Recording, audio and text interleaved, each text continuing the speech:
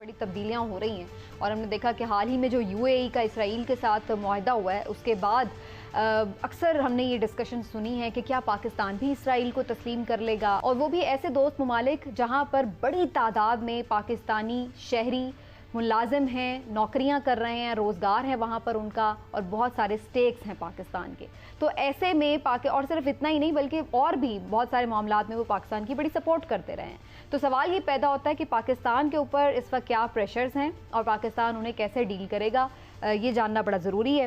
हिलाली साहब से आगाज़ करते हुए, हिलाली साहब, ख़ास तौर पर जब से यूएई ने इसराइल को तस्लीम किया, उससे एक मुआहदा भी किया है, आपको क्या लग रहा है पाकिस्तान वाकई किसी हवाले से कुछ इंटरनेशनल प्रेशर के अंडर है?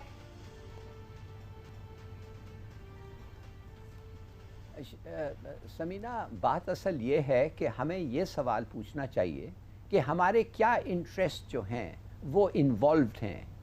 अगर हम इनके साथ लड़ें और अगर हम इनके साथ अच्छी दोस्ती रहें, तो अगर हम यूएई के साथ जो भी वो किया, हमें सोचना चाहिए what do we have to loose.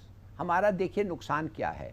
12 lakh लोग पाकिस्तानी उधर काम करते हैं और वो सब मिला के लगभग $5 बिलियन, 5 अरब डॉलर सालाना उधर से हमें भेजते हैं। और अगर आप 12 लाख से आप 6 से उसको मल्टीप्लाई करें तो इसके माने 6-7 अरब पाकिस्तानियाँ हैं, 8 अरब के पाकिस्तानी फैमिली हैं। अगर एक फैमिली में 6 लोग हों तो उनको भी थोड़ी सफरिंग ज़ाहिर होगी अगर उनके जो रिश्तेदारों हैं उनकी नौकरी चले जाएं। तो ये हमारा लॉस है। और भी कुछ लॉसेस हैं जो इनविजिबल अर्निंग्स हैं, उसको भी अगर आप 500 मिलियन या 1 बिलियन करना चाहते हैं वो भी लगा दें 5 बिलियन से। उनका क्या नुकसान होगा? एक तो उनका शिकारगाह इधर चले जाएगा, तिलूर नहीं मार सकेंगे। दूसरी बात यह है कि पाकिस्तानियों को जो अगर वो पसंद करते हैं, वो बांग्लादेशी और इंडियंस हैं जिनसे वो बुला के उनको कहते हैं भाई तुम आके हमारे लिए काम करो। हाँ, पाकिस्तानी मनी लॉन्ड्रर्स जो हैं, जो अपने पैसे गलत तरीके से उधर ले जाके फ्लैट्स ख़रीदते हैं, उनके पैसे शायद रुक जाएं अगर हमारे साथ उनकी ताल्लुकात ख़राब हो जाएं। तो कहने की बात सिर्फ ये है, ये सब इसलिए हो रहा है, मैं रिपीट करता हूँ, ये इसलिए हो रहा है कि इजराइल के साथ ये मिल के ईरान पे ये लोग हमला शायद करें। अच्छा, लेकिन हिलाली साहब यही मैं सवाल करने वाली थी कि वो डायरेक्टली हमें ये नहीं कह रहे, लेकिन अगर वो ऐसा ही कोई हरकत करते हैं जिसको आपने राइटली भी मेंशन कर दिया, तो फिर पाकिस्तान को भी तो कोई स्टैंड लेना होगा ना कि हम कहाँ खड़े होंगे। फिर हम क्या ईरान के साथ खड़े नहीं होंगे?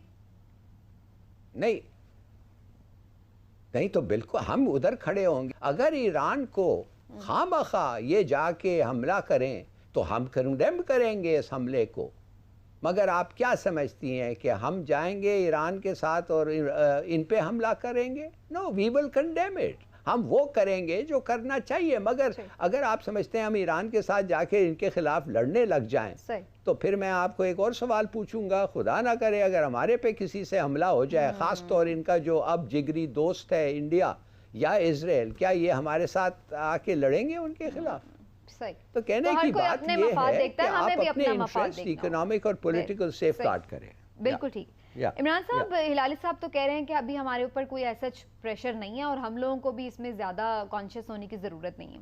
लेकिन आप समझते हैं कि अगर यूएई की तरह दीगर जो अरब ममालिक हैं वो भी इसराइल को तस्लीम करते हैं तो पाकिस्तान के ऊपर बहरहाल कहीं एक अनदेखा सा प्रेशर होगा कि हमें अब क्या करना है, हमें भी कोई लाइन लेनी पड़ेगी, क्योंकि बहरहाल इन ममालिक के असर रसूख तो हैं पाकिस्तान पर और पाकिस्तान के इंटरेस्ट भी हैं वहाँ पर, जैसा कि हिलाली साहब ने भी बताया, मैंने भी कहा। बात मैं ये समझता हूँ कि ज़्यादा हमारे सिक्योरिटी कंसर्न्स हैं। सिर्फ यूएई में हमारे तकरीबन 15 लाख के करीब पाकिस्तानी हैं जो काम कर रहे हैं। अच्छा, अब जब इसराइली वहाँ पे आएंगे तो हमारी इंटेलिजेंस एजेंसीज का, हमारे खुफिया इदारों का काम भी बढ़ जाएगा। ठीक, तो ये आपका भी, लेकिन अगेन वही बात आती है हिलाली साहब, आपको लगता है कि अगर हम किसी एक जगह पे हमें कुछ डिसाइड करना पड़े तो हमारे ये जो स्टेक्स हैं इनका क्या हल हो सकता है आपकी नज़र में? जैसे कि जिनका हम जिक्र भी कर रहे हैं कि लोग हमारे वहाँ पर बड़ी तादाद में मौजूद हैं, उनकी भी ज़ाहिर है रोज़गार के भी मसाइल हैं और भी, तो फिर हमें कैसे सेटलमेंट करनी होगी? पाकिस्तान का तरीक़ाकार क्या होना चाहिए इस सिलसिले में? دیکھیے پہلی بات تو یہ ہے کہ ہمارے لوگ جو ادھر ہیں ان کا ہمیں خیال ضرور رکھنا چاہیے، اور ہمارا جو بینیفٹ ہو رہا ہے ان کے ریمیٹنسز سے اس کا بھی خیال رکھنا چاہیے۔ اور اگر ہمیں کوئی پرنسپل سٹانس ہمارا اس کے خلاف ہمیں وہ بلیک میل کرنے کی کوشش کریں تو اور کی کوشش ہو، ظاہر ہے وہ ہم پھر ریزسٹ کریں گے۔ میرا میسج یہ ہے کہ آپ یہ اب امہ کا کانسیپٹ بھول جائیں، OIC کا یہ سب بھول جائیں۔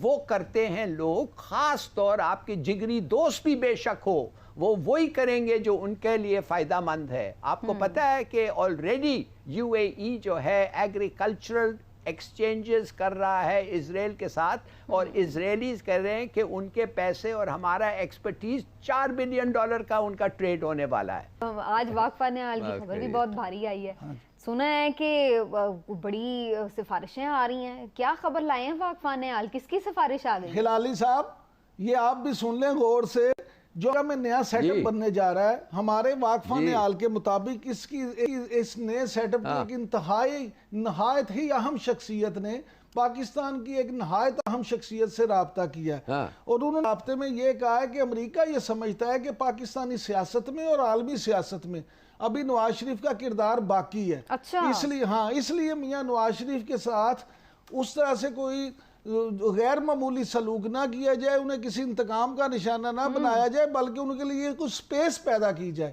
اور ساتھ ساتھ یہ بھی ہمارے واقفہ نہال کہتے ہیں کہ جی اب آپ اگلے چند دنوں میں، چند ہفتوں میں دیکھیں گے کہ اس ٹیلی فون کا جو اثر ہوگا، اس کے بعد اب تبدیلیاں آپ کو نظر آئیں گی، اور آپ نواز شریف اور ان کی فیملی کے لیے، ان کی جماعت کے لیے کچھ آسانیاں پیدا ہوتا دیکھیں گے۔ ہم اب یہ آج اپنے ناظرین کے ساتھ اس لیے یہ خبر شیئر کر رہے ہیں کہ تاکہ سند رہے اور وقت ضرورت کام آ سکے۔ یہ جو معاملات اب اس طرف جا رہے ہیں۔ لے جی، نواز شریف صاحب کے لیے بڑی سفارشیں آ گئی ہیں، اور یہ کہا جا رہا ہے کہ ان کے لیے آسانیاں پیدا کریں۔